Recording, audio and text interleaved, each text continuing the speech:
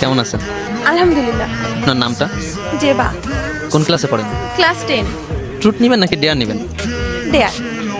এত রিস্ক নিয়ে খেলবেন? আমি রিস্ক নিতে পছন্দ করি। কোনো প্রেম টেম হয়েছে? হ্যাঁ। হয়েছে? রিস্ক নিয়েই যখন খেলবেন, আপনি এখন ভাইয়াকে ফোন দিবেন, ফোন দিয়ে বলবেন যে তোমার সাথে ব্রেকআপ, আমি রিলেশন কন্টিনিউ করব না, আমি তোমার সাথে থাকতে চাই না, আমার ফ্যামিলি মানতেছে না। ওকে। आइए देखते हैं बैठ मजा आया। ফোন দেন।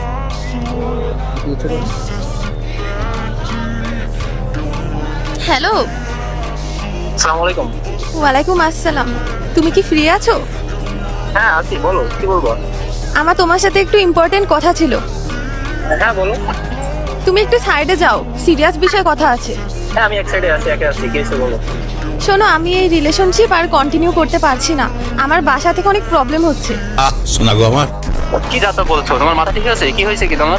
আমি সিরিয়াস, আমার পক্ষে কন্টিনিউ করা সম্ভব হচ্ছে না। কেন, কি জন্য সম্ভব হচ্ছে না? আমাদের 2 বছর রিলেশনশিপের কি কোনো মানে নেই? তুমি তাহলে এই 2 বছর আমার সাথে কি নাটক করছো?